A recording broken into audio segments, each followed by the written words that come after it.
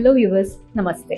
నేను doctor Maitri, fertility expert, founder and clinical head of Maitrishri fertility centre, Kukatpally, Hyderabad. ఈరోజు మనము hysteroscopy procedure గురించి తెలుసుకుందాము. నార్మల్గా అసలు ఈ ప్రొసీజర్ అనేది ఫర్టిలిటీలో మనకి దేనికి ఉపయోగపడుతుంది అండ్ ఈ ప్రొసీజర్ అనేది ఎలా చేస్తాము, ఈ విషయాల గురించి తెలుసుకుందాము. సో హిస్టరోస్కోపీ ప్రొసీజర్ అనేది చేసేటప్పుడు ఇది ఒక minor surgical procedure, minimally invasive. దీనికి పెద్దగా ఎక్కువసేపు డ్యూరేషన్ ఉంటుంది అన్నట్టుగా ఏమీ ఉండదు, తక్కువ టైంలోనే అయిపోతుంది.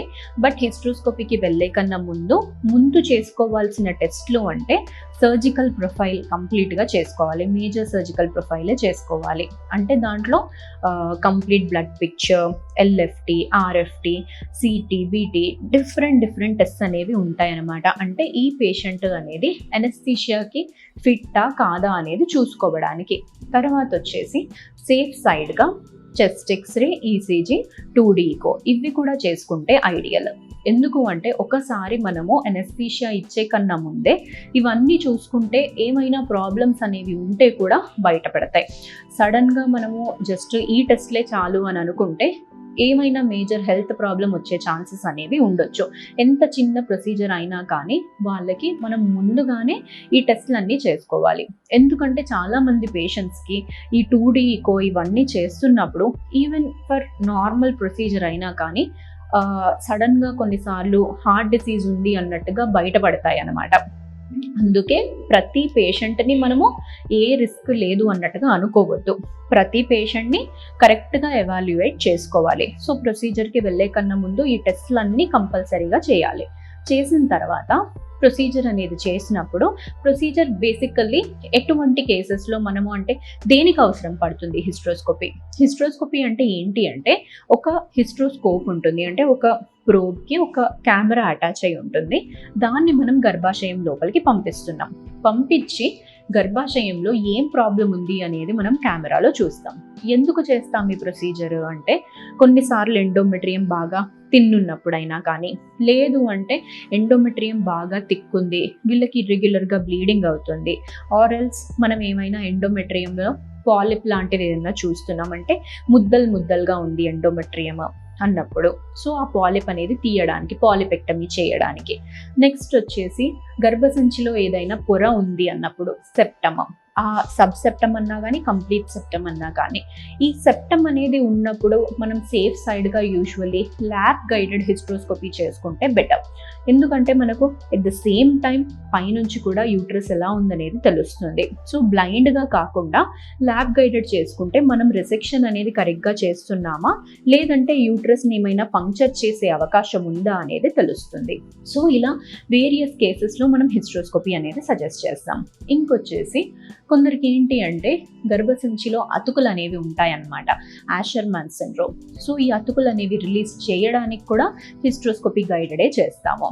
చేసేసిన తర్వాత వీళ్ళకి ఒక కాపర్ టీ లాంటిది ఇన్సర్ట్ చేస్తాం.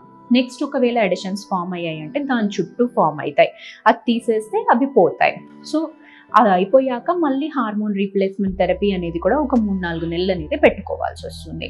ఇలా వేరియస్ రీజన్స్కి మనము హిస్టరోస్కోపీ అనేది చేస్తాము. నెక్స్ట్ వచ్చేసి గర్భసంచిలో ఒక సబ్మ్యూకోసల్ ఫైబ్రాయిడ్, అంటే ఫైబ్రాయిడ్ అనేది ఎండోమెట్రియం సైడ్ అనేది ఉన్నప్పుడు కూడా ఈ హిస్టరోస్కోపీ గైడెడ్ ద్వారానే మనము దాన్ని తీసేయాల్సిన అవసరం అనేది ఉంటుంది. అంటే హిస్టరోస్కోపీ ద్వారా మయోమెక్టమీ అనేది చేస్తాము. సో హిస్టరోస్కోపీ అనేది మనకి వినడానికి వెరీ సింపుల్ ప్రొసీజర్, చేయడానికి కూడా డెఫినెట్గా కొంచెం సింపుల్ ప్రొసీజరే వెన్ కంపేర్ టు ల్యాబ్. కాకపోతే అది మీ కేసు ఎలాంటిది అనే దానిపైన డిపెండ్ అయి ఉంటుందన్నమాట. థిన్ ఎండోమెట్రియమా, పాలిపా, యాషర్మానా, సెప్టమా, సో ఇవన్నిటిపైన డిపెండ్ అయ్యే ఎలాంటి హిస్టరోస్కోపిక్ గైడెడ్ ప్రొసీజర్ అనేది మనం చేస్తున్నాము అనేది నిర్ణయించాలి. తర్వాత వచ్చేసి హిస్టరోస్కోపీ అయిపోయాక మీ కేసు తగ్గట్టుగా నెక్స్ట్ పోస్ట్ మెడికేషన్ అనేది ఉంటాయి. మెడికేషన్ అయిపోయాక మళ్ళీ మిమ్మల్ని ఒక రోజు అనేది రమ్మని ఎలా ఉందనేది మానిటర్ అనేది చేసుకుంటాం. సో ఫర్టిలిటీలో హిస్టరోస్కోపీ అనే ప్రొసీజర్ అనేది డెఫినెట్లీ ఒక చాలా మంచి ప్రొసీజర్. ఎందుకంటే ఈ ప్రొసీజర్ అనేది అవైలబుల్ లేనప్పుడు పాతకాలంలో బ్లైండ్గా డిఎన్సి అనేది చేసేవాళ్ళు. సో డిఎన్సీస్ అనేవి చేసేటప్పుడు రిస్క్ ఏముంటుందంటే మనం బ్లైండ్ ప్రొసీజర్ చేసినప్పుడు యూట్రస్ రప్చర్ అయ్యే ఛాన్సెస్ ఎక్కువగా ఉంటాయి అన్నమాట.